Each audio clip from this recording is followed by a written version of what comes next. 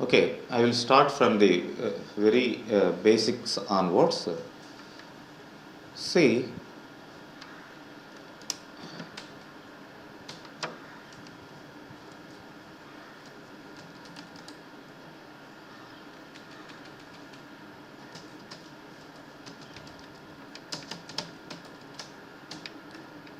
a computer system.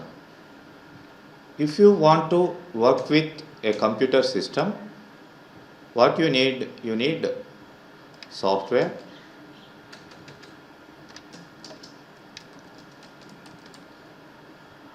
and second one hardware, and third one firmware, and fourth one liveware. So these are the requirements to work with any computer system. So you know already a software is nothing but a set of programs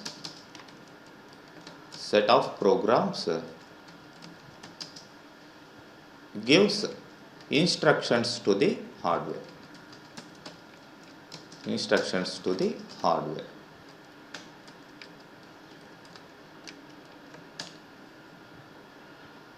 And you know the hardware is, they are nothing but the physical parts of the computer system. Parts of the system is called hardware. And the firmware is nothing but permanent software.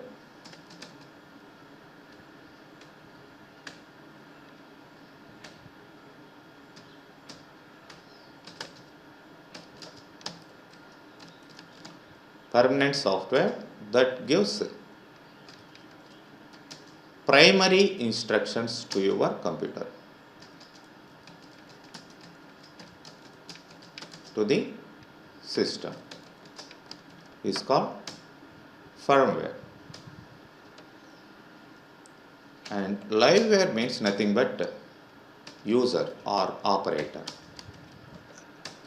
These are the 4 requirements of any computer system, to work with any computer system. Software nothing but set of programs, set of instructions to the computer system. Hardware, you know, all the parts of the system. And firmware, this is the primary software, or otherwise we can say primary software or permanent software, that gives primary instructions or initial instructions. Initial instructions to the system. అంటే మీరు not only computer, మీరు ఏదైనా తీసుకోండి, ఏ device అయినా తీసుకోండి, suppose mobile తీసుకోండి, ఏదైనా సరే ఎలక్ట్రానిక్ డివైస్ తీసుకోండి, దాంట్లో ఫర్మ్వేర్ ఉంటుంది. On top of firmware we will install the software, what ever it is, operating system కావచ్చు, ఏదైనా కావచ్చు. ఫస్ట్ కంప్యూటర్ ఆన్ చేయగానే వచ్చే స్టార్టింగ్ ఇన్స్ట్రక్షన్స్ ఏంటి? అవి ఫర్మ్వేర్. కంప్యూటర్ కావచ్చు, మొబైల్ కావచ్చు. మొబైల్ కూడా చూడండి, మొబైల్ ఆన్ చేయగానే దానికి సంబంధించిన ఫర్మ్వేర్ స్టార్ట్ అవుతుంది. అంటే అది ఏ మొబైల్ అయినా సరే దానికి స్టార్ట్ అయ్యేదానికి కావాల్సిన స్టార్టింగ్, సపోజ్ ఫర్ ఎగ్జాంపుల్ ఏ నోకియానో ఏదో ఏ ఫోన్ అయినా తీసుకున్నా సరే దాన్ని ఆన్ చేశారనుకోండి, దాని స్టార్టప్ స్క్రీన్ ఫస్ట్ వస్తుంది. ఆ తర్వాతనే మీకు ఆండ్రాయిడ్ కానీ ఏదైనా సరే లోడ్ అయ్యేది, ఆపరేటింగ్ సిస్టమ్ అనేది లోడ్ అయ్యేది. అట్లనే మనకి స్టార్టింగ్లో కంప్యూటర్ దేని ద్వారా స్టార్ట్ అవుతుంది? ఫర్మ్వేర్ ద్వారా స్టార్ట్ అవుతుంది. ఫర్మ్వేర్ పైన మనం సాఫ్ట్వేర్ని, మనకు కావాల్సిన సాఫ్ట్వేర్ని లోడ్ చేసుకుంటాం. అది ఆపరేటింగ్ సిస్టమ్ మీద మళ్ళీ లాంగ్వేజెస్ ఇట్లా అన్నీ కూడా ఇన్స్టాల్ చేసుకోవడం అనేది జరుగుతుంది. So this is permanent. ఎక్కడ? మ్యానుఫ్యాక్చరర్స్ దగ్గర నుంచి వస్తుంది ఇది. అంటే వాడు పర్మనెంట్గా ఇచ్చేస్తాడు. ఎక్కడ ఉంటుంది ఇది? ఎక్కడ స్టోర్ చేస్తాం దీన్ని? జనరల్గా రామ్ రీడ్ ఓన్లీ మెమొరీలో ఉంటుంది. రామ్ ద్వారానే మీ కంప్యూటర్ కానీ ఏది కానీ ఫస్ట్ స్టార్ట్ కావడం జరుగుతుంది. స్టార్టింగ్లో మీరు స్విచ్ ఆన్ చేయగానే మెమొరీ టెస్టింగు, అసలు మీ పార్ట్స్ అన్నీ బేసిక్గా కరెక్ట్గా ఉన్నాయా లేదా అనేది దీన్నే బయోస్ అంటాం, బేసిక్ ఇన్పుట్ అవుట్పుట్ సిస్టమ్. ఈ బయోస్ బేసిక్గా మీ ఇన్పుట్ అవుట్పుట్ కంప్యూటర్ పార్ట్స్ అన్నీ కరెక్ట్గా ఉన్నాయా లేదా ఎవ్రీథింగ్ చెక్ చేసి తర్వాత then it will transfers the control to software. Software means basically operating system. This will sits on the secondary memory, that is hard డిస్క్లో ఇది ఉంటుంది. ఓకే, అయితే ఇప్పుడు మనకి మెయిన్గా కావాల్సింది software. So software we have different types. First we need operating system, and which gives instructions to the hardware and which is the interface between software and hardware. దీని works చూసినట్లయితే ఆపరేటింగ్ సిస్టమ్ ఏం చేస్తుంది, gives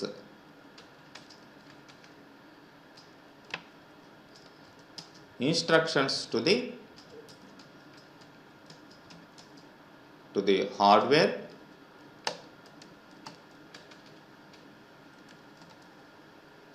and this is the this will controls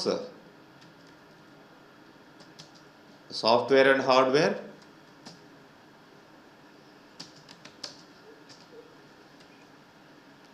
and this is the interface between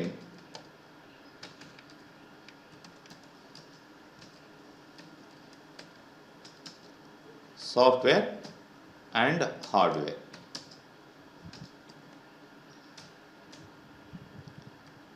so అంటే కంప్యూటర్లో first మీరు install చేసే software operating system. So without operating system you can't work with any kind of application, already you know. So మరి ఇదేం చేస్తుంది, హార్డ్వేర్కి instructions ఇస్తుంది. Every hardware will be controlled by operating system only. So for example మీరు ఏదైనా ఒక కొత్త printer తీసుకొచ్చారండి, ప్రింటర్ని తీసుకొని వచ్చి అటాచ్ చేస్తే డైరెక్ట్గా వర్క్ అవుతుందా? దానికి ఏం చేయాలి, మీరు డ్రైవర్స్ ఇన్స్టాల్ చేయాలి. డ్రైవర్స్ ఇన్స్టాల్ చేయాలంటే డ్రైవర్స్ దేంట్లో ఇన్స్టాల్ చేస్తారు, ఆపరేటింగ్ సిస్టమ్ సపోర్ట్తోనే ఇన్స్టాల్ చేస్తారు డ్రైవర్స్. ఓకే, అట్లా through operating system only you are instructing every hardware part and every software also control by the operating system only.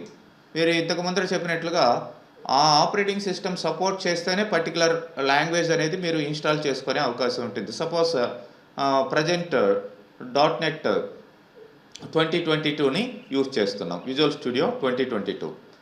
మీరు కూడా visual studio 2022ని install చేసుకోండి సిస్టంలో. మీరు ఆల్రెడీ ఏముందండి విజువల్ స్టూడియో ఏముంది మీకు? అచ్చా ఇక్కడ దాంట్లో ఉండేది మైక్రోసాఫ్ట్ వాళ్ళ దాంట్లోనే ఎస్ కమ్యూనిటీ వర్షనే ఇన్స్టాల్ చేసుకోండి 2022. So that will be better. Okay, that is the latest visual studio that you have to install. So on top of operating system, suppose if you have old operating system, suppose Windows 98 ఏదో old Windows XPనో ఇట్లాంటివి ఉన్నాయి. So దాంట్లో ఇప్పుడు visual studio 2022 వేశారంటే అసలు accept చేయదు. It has some minimum requirements. అంటే వాడు ఆ సాఫ్ట్వేర్ డెవలప్ చేసినప్పుడే ఇట్లాంటి ఆపరేటింగ్ సిస్టంలోనే ఇది వర్క్ అవుతుంది అనేది వాడు క్లియర్గా ఇచ్చేసి ఉంటాడు. కాబట్టి operating system will control the software as well as hardware and it is the interface between software and hardware. So అంటే మీరు మిగతా సాఫ్ట్వేర్లో ఇచ్చే ఇన్స్ట్రక్షన్స్ని, సపోజ్ మీరు VB.NETలో ఒక ప్రోగ్రామ్ రాస్తారు, లేదంటే VB స్క్రిప్ట్లో ఒక ప్రోగ్రామ్ రాస్తారు. మరి అది హార్డ్వేర్కి తెలిస్తేనే మీకు అవుట్పుట్ అనేది వస్తుంది. అంటే మీ CPU అండర్స్టాండ్ చేసుకోవాలి. CPU అండర్స్టాండ్ చేసుకొని దాన్ని ఆ బైనరీ కోడ్స్లో మార్చుకొని మీరు ఇచ్చిన ఇన్స్ట్రక్షన్స్ అన్నిటిని కూడా అండర్స్టాండ్ చేసుకున్న తర్వాత దాని రిజల్ట్ అనేది అది ఎర్రర్ రిపోర్టా లేదంటే ప్రాపర్ రిజల్ట్ అనేది ఇవ్వడం జరుగుతుంది. So operating system is the channel. మీ ఇన్స్ట్రక్షన్స్ని తీసుకెళ్ళి దానికి ఇవ్వడము, అక్కడి నుంచి మళ్ళీ రిజల్ట్ని తీసుకొని మీకు చూపించడం, ఇట్లా మధ్యలో ఆపరేటింగ్ సిస్టమ్ అనేది ఇంటర్ఫేస్గా ఉంటుందన్నమాట. అండ్ ఇక్కడ మనకి ఇంకా ఆపరేటింగ్ సిస్టమ్స్లో మనకి యూటిలిటీ సాఫ్ట్వేర్స్ కూడా ఉన్నాయండి. యూటిలిటీ సాఫ్ట్వేర్స్, ఈ యూటిలిటీ సాఫ్ట్వేర్స్ అనేటివి ఆపరేటింగ్ సిస్టమ్స్కి ప్లస్ ఈ లాంగ్వేజెస్కి అదర్ సాఫ్ట్వేర్స్కి అన్నిటికీ కూడా యూటిలిటీస్ లాగా ఉపయోగపడతాయి. లైక్ డ్రైవర్స్ అంటే ప్రతి దానికి కూడా ప్రతి హార్డ్వేర్ పార్ట్కి కావచ్చు వాటికంతా కూడా డ్రైవర్స్, ఈ special software to run A particular device, particular equipment of your computer system. Suppose mouse పనిచేస్తుంది, కీబోర్డ్ పనిచేస్తుంది, అది ఊరికనే పనిచేయదు, ప్రతి ఒక్క దానికి ఇన్స్ట్రక్షన్స్ ఉంటాయి. ఈ డ్రైవర్స్ని మీరు ఈ ఆపరేటింగ్ సిస్టమ్ బేస్ మీద ఇన్స్టాల్ చేసుకోవాలి. ఇట్లాంటివి యూటిలిటీస్ అంటాం. And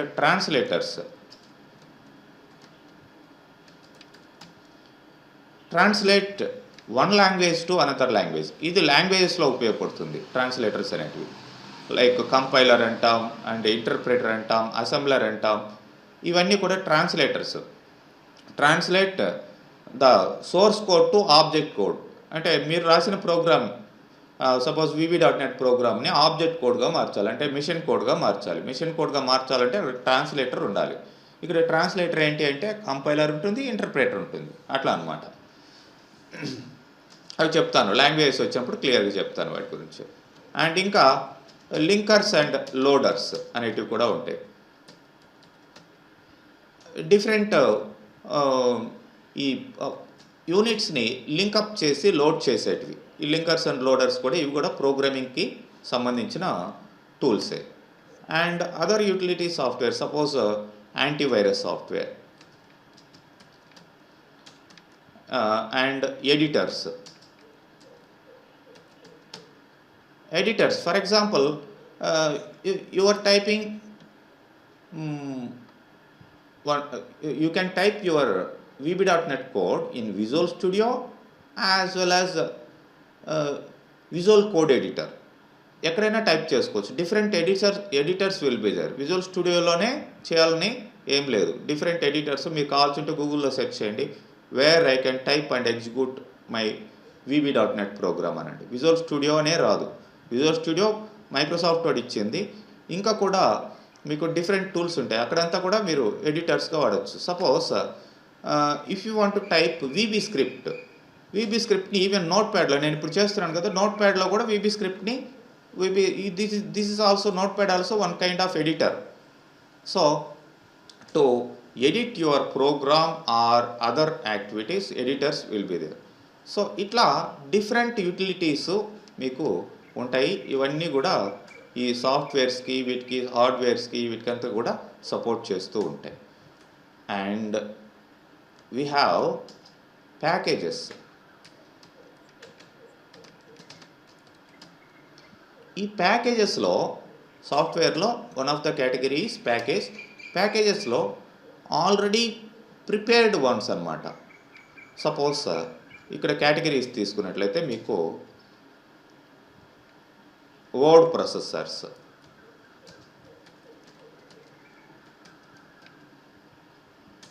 and spreadsheets,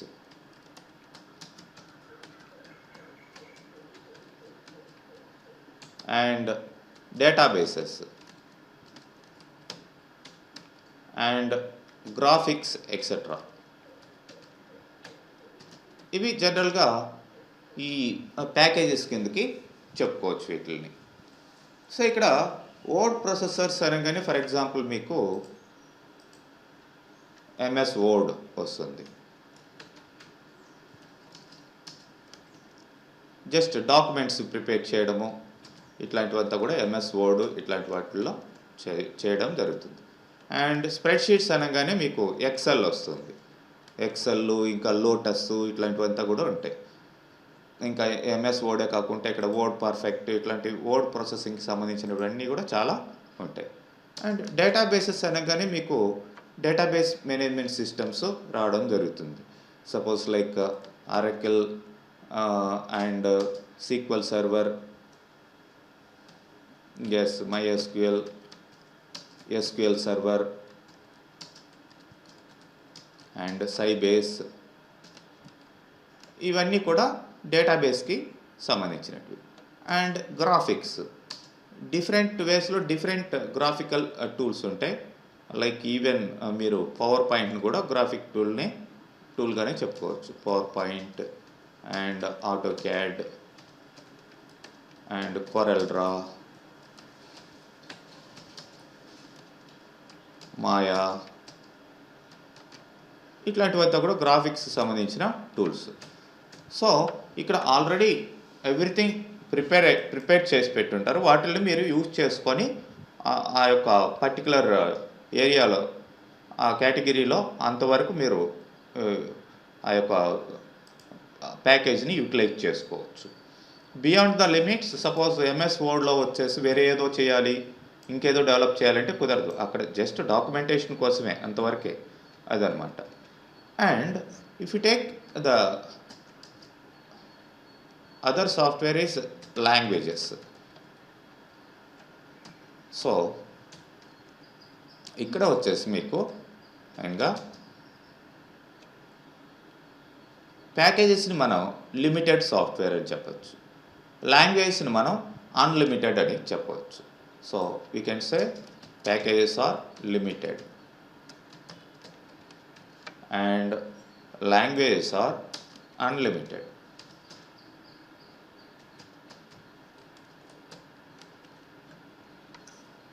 for example మీ విజువల్ స్టూడియో.net కూడా వేరే లాంగ్వేజెస్ని యూజ్ చేసే డెవలప్ చేశారు. సపోజ్ విజువల్ స్టూడియో.netలో లేటెస్ట్ వచ్చేసి Visual Studio Core, yes record అవుతుంది, రికార్డ్ చేస్తాను.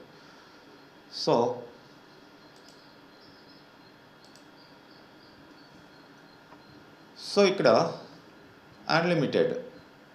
మీ విజువల్ స్టూడియో లేటెస్ట్ వర్షన్ చూసినట్లయితే 2022లో one of the major feature is 2022 కానీ అంతకుముందు 19th వర్షన్స్ అంతకుముందు నుంచే డెవలప్ చేసి కోర్ అంటే .NET కోర్ అంటాం. మామూలుగా ఉండే ట్రెడిషనల్ .NET ఫ్రేమ్వర్క్ని .NET కోర్గా చేంజ్ చేయడం జరిగింది. సో ఆ .NETని కూడా దేని ద్వారా డెవలప్ చేశారంటే యూజింగ్ C++ అండ్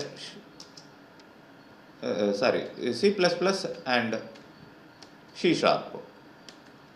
వీటిని యూజ్ చేసి .NET కొత్తగా డెవలప్ చేయడం జరిగింది. ఇట్లా ఉంటాయన్నమాట. అంటే ఒక లాంగ్వేజ్ని యూజ్ చేసి ఇంకో కొత్త లాంగ్వేజ్ని కూడా మీరు డెవలప్ చేయొచ్చు, కొత్త ఆపరేటింగ్ సిస్టమ్ని డెవలప్ చేయొచ్చు, కొత్త యూటిలిటీ సాఫ్ట్వేర్ని డెవలప్ చేయొచ్చు, కొత్త ప్యాకేజెస్ని డెవలప్ చేయొచ్చు. బట్ ప్రాపర్ కమాండింగ్ అనేది మీకు ఆ పర్టికులర్ లాంగ్వేజ్ మీద ఉంటే అప్పుడు ఆ ప్రోగ్రామింగ్ అనేది చేస్తూ ఎంత డెప్త్కైనా సరే వెళ్ళచ్చు. అది ఫర్ ఎగ్జాంపుల్ ఆరకిల్ తీసుకోండి, ఆరకిల్ కూడా C లాంగ్వేజ్ యూజ్ చేసే డెవలప్ చేశారు. ఇట్లా అన్నమాట. సో మరి ఇక్కడ ఈ లాంగ్వేజెస్లో మనం చూసినట్లయితే high level,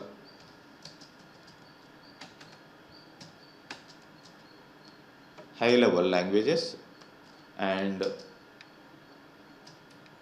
middle level languages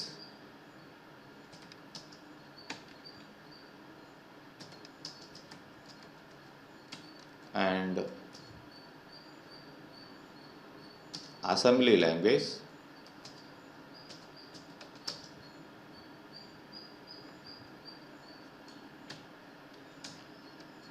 and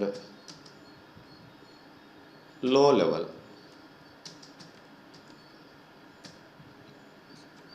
ఇలా ఉంటాయండి జనరల్గా languages. So first we must know about the low level language, that is also known as machine language.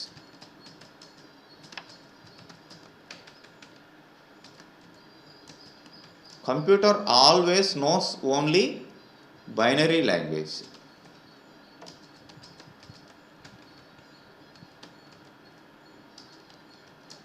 మనం ఈ విబిలో అట్లా ఇట్లా కోడింగ్, ఇఫ్, ఫర్, వైల్ అవన్నీ దానికి తెలియదు. జనరల్గా దానికి తెలిసింది only either 0 or 1 binary codes మాత్రమే తెలుసు ఫర్ ఎవర్. కంప్యూటర్కి తెలిసింది మిషన్ లాంగ్వేజ్ ఒకటే. మరి స్టార్టింగ్లో కంప్యూటర్స్ వచ్చినప్పుడు కంపల్సరీగా ప్రోగ్రామింగ్ దేంట్లో రాసేవాళ్ళు? మిషన్ లాంగ్వేజ్లోనే రాసేవాళ్ళు. అంటే ఇట్లా మనం ఇప్పుడు సపోజ్ నోట్ ప్యాడ్లో టైప్ చేస్తున్నాం, లేదంటే ఇంకొక దాంట్లో విజువల్ స్టూడియోనో ఇంకొకటో ఏమీ లేవు వెరీ బిగినింగ్లో. మరి వెరీ బిగినింగ్లో కంపల్సరీగా ఎవ్రీ ఇన్స్ట్రక్షన్, ప్రతి ఇన్స్ట్రక్షన్, ఏ చిన్న క్యాల్కులేషను ఏది చేయాలన్నా సరే కంప్యూటర్కి మీ సిపియుకి ఇన్స్ట్రక్షన్స్ 0s and 1s ద్వారానే ఇచ్చేవాళ్ళు. So set of combination of 0s and 1s makes the meaningful machine language. అట్లా ఉండేదన్నమాట. ఇట్లా ఇచ్చుకుంటూ పోయేవాళ్ళు. సెట్ ఆఫ్ బిట్స్ ఇట్లా ఇస్తూ ఆ ఇన్స్ట్రక్షన్స్ని అది ఫాలో అయ్యేది. మరి మిషన్ లాంగ్వేజ్లో ప్రోగ్రామింగ్ అనేది that is two critical to right. So తర్వాత ఏం చేశారంటే సమ్వాట్ మీకు బెటర్గా ఉంటుందని ఈ మిషన్ లాంగ్వేజ్ కంటే కూడా సింబాలిక్ లాంగ్వేజ్ అంట. ఈ సింబాలిక్ లాంగ్వేజ్లో ప్రతి ఇన్స్ట్రక్షన్స్కి ఒక కోడ్ ఉండేది. సపోజ్ యాడ్ అనగానే యాడ్ అని, అట్లనే డివ్ అని, ఇట్లా సమ్ కోడ్స్ ఉండేటివి అనమాట. ఆ సింబల్స్ని యూజ్ చేసి, అంటే బెటర్ దాన్ దిస్ వన్, ఈ సింబల్స్ని యూజ్ చేసి ప్రోగ్రామింగ్ అనేది చేసేవాళ్ళు.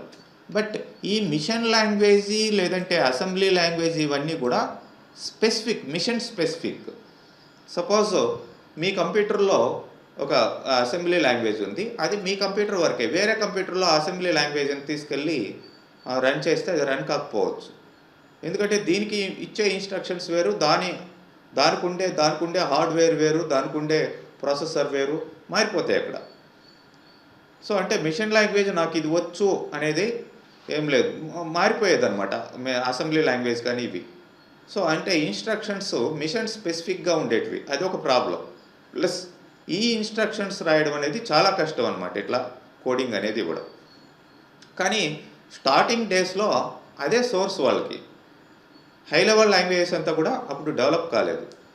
సరే వీటిల్ని అవాయిడ్ చేసేదానికి మనకి వచ్చిన లాంగ్వేజెసే high level languages. These are all known as English like languages. English like language అంటే మనం రెగ్యులర్గా ఏవైతే ఇన్స్ట్రక్షన్స్ ఇస్తున్నామో,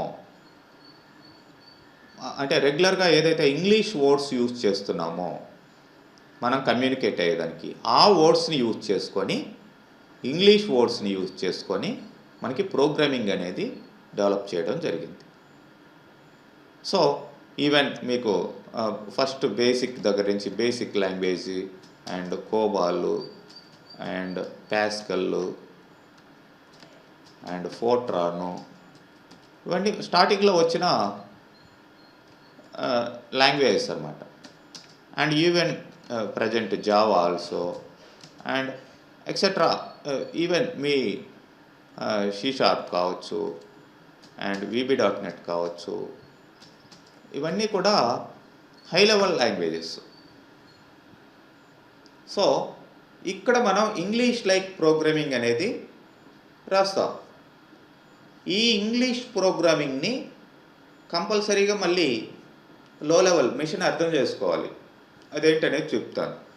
అండ్ ఇక్కడ middle level languages, the combination of low level means assembly, దీన్నే ఏమంటామంటే లో లెవెల్, ఈ రెండింటిని లో లెవెల్ లాంగ్వేజెస్ అంటాం. మిషన్ లాంగ్వేజ్ అండ్ అసెంబ్లీ లాంగ్వేజ్ని. So low level, high level, middle level, low level, ఈ రెండింటిని కలిపి లో లెవెల్ అంటాం.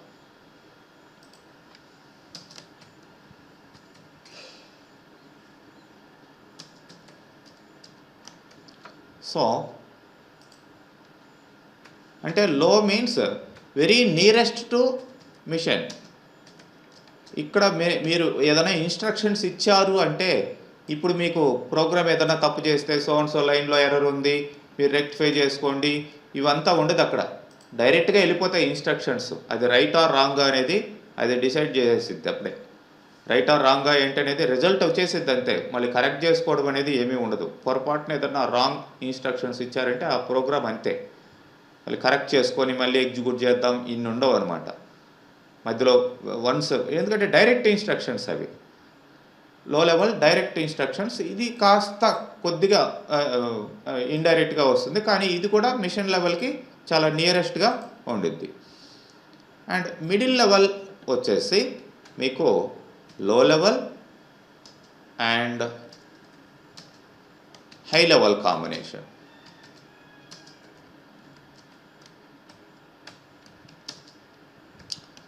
అంటే high level English like programming రాయొచ్చు, ప్లస్ లో లెవెల్ ప్రోగ్రామింగ్ రాయొచ్చు, లైక్ సి ప్లస్ ప్లస్ ఇట్లాంటివి అనమాట.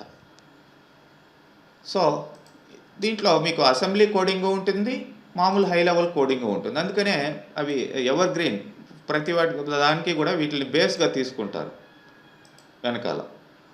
ఓకే, మరి వీటిల్ని యూజ్ చేసుకొని మనం ప్రోగ్రామింగ్ రాసినప్పుడు హై లెవెల్, మిడిల్ లెవెల్ లేదంటే అసెంబ్లీ రాసినప్పుడు కంపల్సరీగా సిస్టమ్కి అండర్స్టాండ్ కావాలి. Then only it will gives the results to the user. So there will be translators.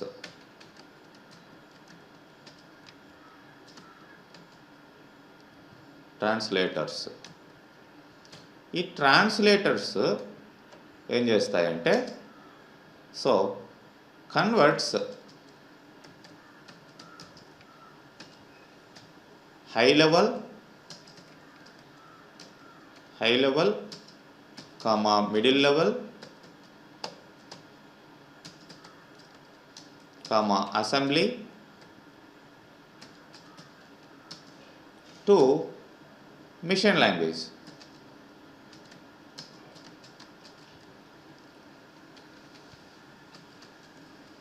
Then only you will get the result of the particular program. అందుకని మీరు compile చేయడం అంటారు. Compile చేయడం అంటే ఏంటి? Nothing but you are translating your program and the codes what you written in English, those instructions will be translated to machine language, binary language. Then it will gives the results to you. So the different kinds of translators are compiler and interpreter,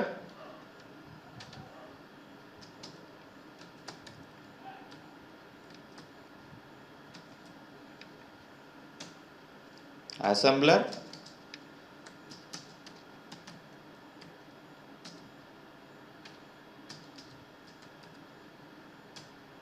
and that's all. Main translators. కంపైలర్కి ఇంటర్ప్రిటర్కి మనకి difference ఉండేది. Compiler compiles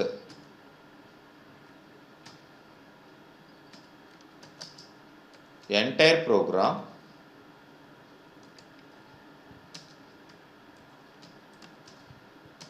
at a time and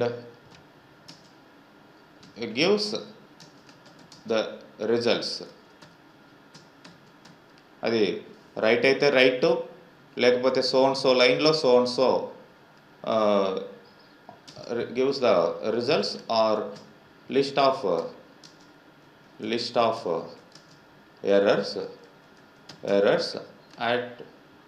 shows at particular line.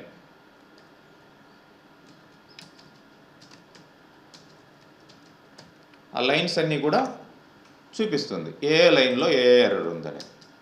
Interpreter అలా కాదు. So ఇది translates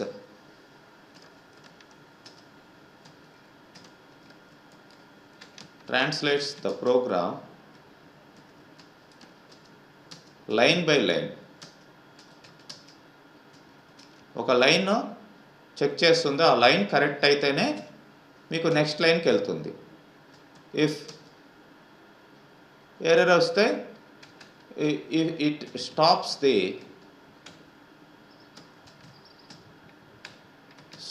the execution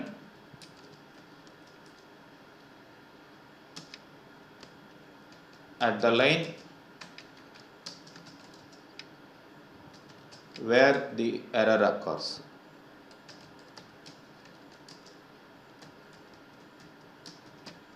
అదనమాట interpreter.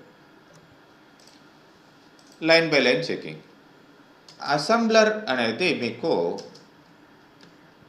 Assembler simply translates codes to symbols to translates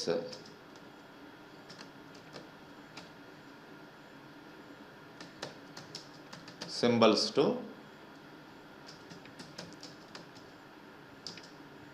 binary. ఇవి జనరల్గా ఈ ట్రాన్స్లేటర్స్. మనకి సపోజ్ సి లాంగ్వేజ్, C++ వీటిల్లో కంపైలర్ ఉంటుంది. ఇంటర్ప్రిటరు జనరల్గా చాలా లాంగ్వేజెస్లో ఇంటర్ప్రిటర్ కూడా మెయింటైన్ చేయడం జరుగుతుంది. ఫర్ ఎగ్జాంపుల్ మన ఈ జావా, VB.NET వీటిలంతా కూడా కంపైలర్ ఉంటుంది, ఇంటర్ప్రిటర్ రెండు కూడా మెయింటైన్ చేయడం జరుగుతుంది. ఓకే, అది ఎందుకు, సిచ్యువేషన్ ఏంటనేది అక్కడ చూపిస్తాను నేను. అండ్ అసెంబ్లర్ వచ్చేసి డిఫరెంట్ అసెంబ్లీ లాంగ్వేజెస్కి డిఫరెంట్ అసెంబ్లర్స్ ఉండడం జరుగుతుంది. సో ఇవి జనరల్గా లాంగ్వేజెస్కి సంబంధించి. మరి ఇక్కడ మనకి ప్రోగ్రామింగ్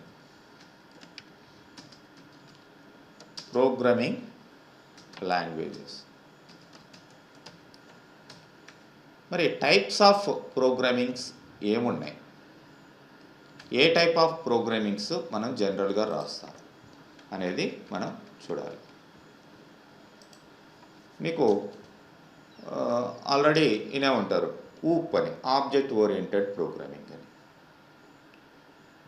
అండ్ ప్రొసీజరల్ ప్రోగ్రామింగ్ అని, మాడ్యులర్ ప్రోగ్రామింగ్ అని, ఇట్లా చాలా రకాలు ఉంటాయి. ఒక్కొక్క దానికి ఒక్కొక్క ఇది ఉంటుందన్నమాట. So that's why first programming is very first one structured programming అంట. స్ట్రక్చర్డ్ ప్రోగ్రామింగ్ డిఫరెంట్ స్టైల్స్లో మనం ప్రోగ్రామింగ్ని పిలవచ్చు, అట్లా కోడ్ ఎట్లా రాస్తున్నాం అక్కడ అనే దాన్ని బట్టి. And procedural programming,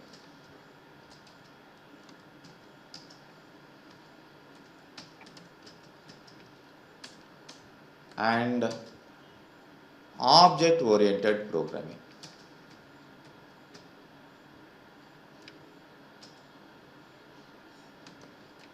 Object oriented programming and object based programming.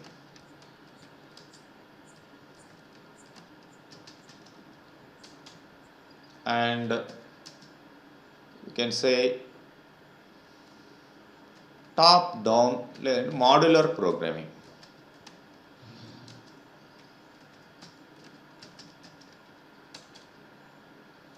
And you can say top down programming.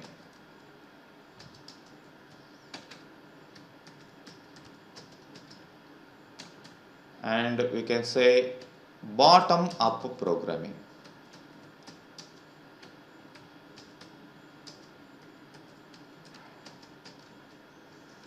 ఇట్లా ఉంటుందండి. ఇట్లా డిఫరెంట్ స్టైల్స్ ఆఫ్ ప్రోగ్రామింగ్స్ అనేటివి ఉంటాయి. ఒక్కొక్క ప్రోగ్రామింగ్ కూడా ఒక్కొక్క ఫీచర్ అనేది ఉంటుంది. మీకు స్ట్రక్చర్డ్ ప్రోగ్రామింగ్ అనగానే సింపుల్గా సెట్ ఆఫ్ బ్లాక్స్. ఇది ప్రతి ప్రోగ్రామింగ్ లాంగ్వేజ్కి కూడా, అంటే ఫర్ ఎగ్జాంపుల్ మనం ఇట్లా C సిలో వీటిల్లో జావాలో ఇట్లా బ్లాక్ స్టార్ట్ చేస్తాం, బ్లాక్ ఎండ్ చేస్తాం. అట్లానే ఫర్ ఎగ్జాంపుల్ వీబీలో అయితే end, suppose if, end if అంటాం. ఇది ఒక బ్లాక్ అక్కడ స్టార్ట్ అవుతుంది, ఇక్కడ ఎండ్ అవుతుంది. కొన్నిటిలో బిగిన్ అంటాం, ఎండ్ అంటాం. సో అంటే ఆ బ్లాక్ ఎక్కడ స్టార్ట్ అవుతుంది, ఎక్కడ ఎండ్ అవుతుంది, ఆ మధ్యలో ఉన్న స్టేట్మెంట్స్ దాని కంట్రోల్లో ఉంటాయి. అట్లా మనం బ్లాక్స్గా రాసే ప్రోగ్రామింగే structured programming. Unstructured programmings, latest programmings అన్నీ కూడా all the programmings today are structured programmings.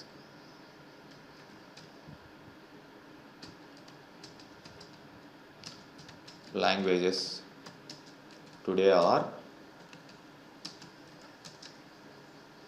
structured.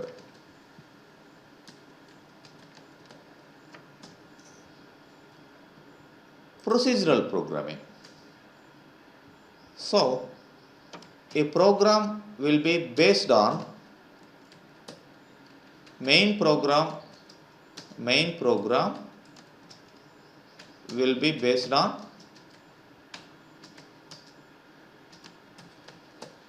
number of sub-programs. ఈ సబ్ ప్రోగ్రామ్స్నే మనం ప్రొసీజర్స్ అంటాం. వీటినే procedures.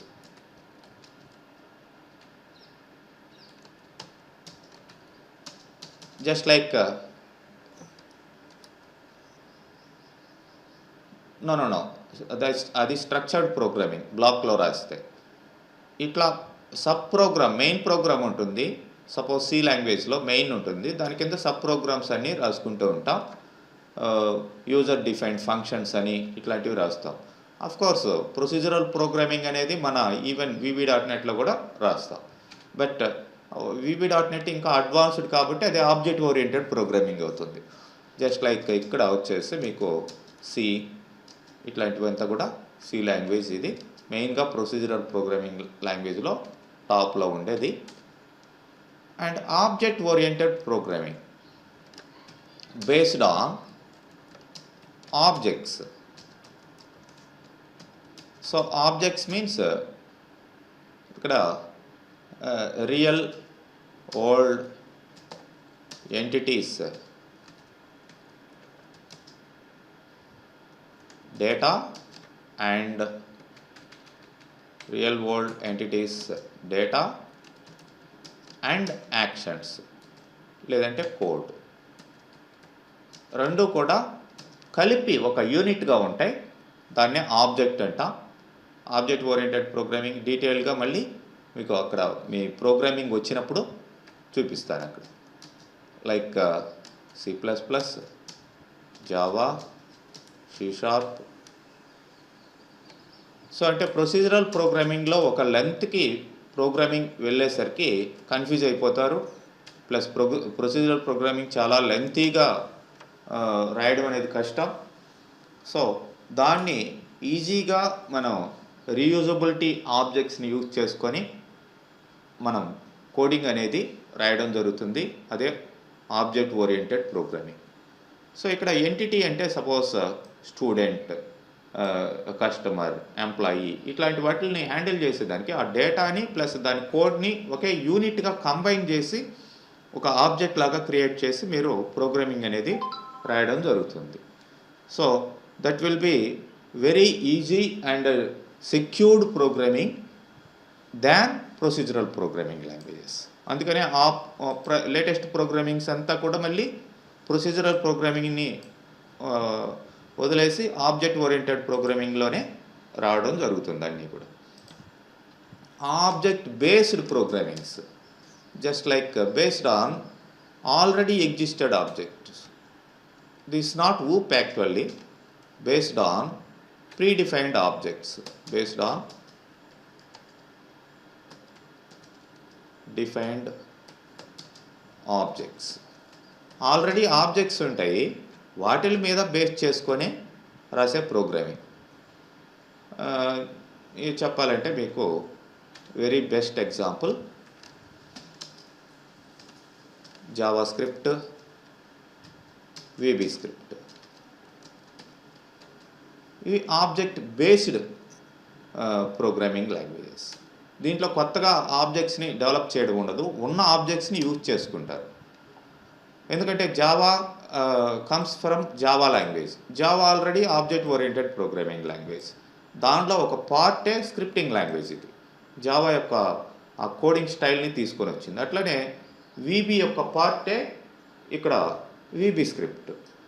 So to develop web based applications, ఇది సపరేట్గా ఆ యొక్క web based applications server side, client side coding రాసేదానికే వీటిని డెవలప్ చేయడం జరిగింది. And modular programming based on set of modules.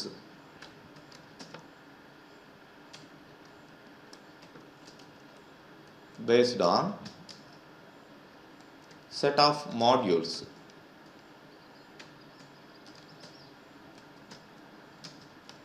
ఇక్కడ మాడ్యులర్ ప్రోగ్రామింగ్ మనకి ఈవెన్ VB.NETని కూడా తీసుకోవచ్చు. అండ్ బెస్ట్ వచ్చేసి ఓల్డ్ VB6 ఉంటుంది.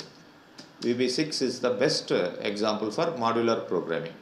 లేదంటే దీన్నే ఈవెంట్ డ్రివెన్ ప్రోగ్రామింగ్ అని కూడా అంటాం.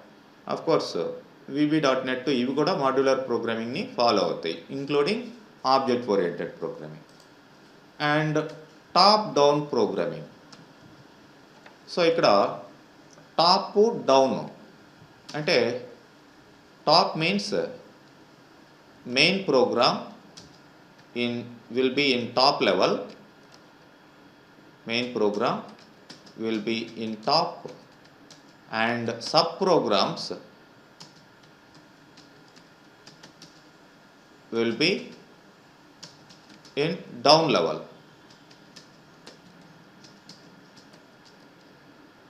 So execution approach will be top to down.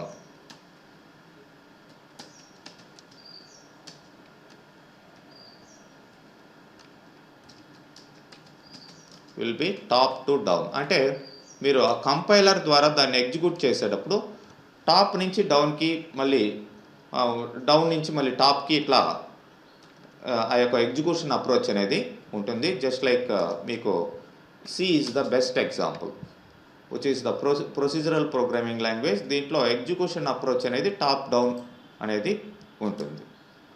And bottom up programming. The main program will be in downwards and the objects will be in topwards. Main program will be at down level, and the objects, general ga object oriented programming lo main program ఏదైతే base అయి ఉందో objects will be at top level. Execution approach ఇక్కడ bottom to up ఉంటుంది కాబట్టి ఇక్కడ up level, అందుకనే bottom up programming అని అంటాం.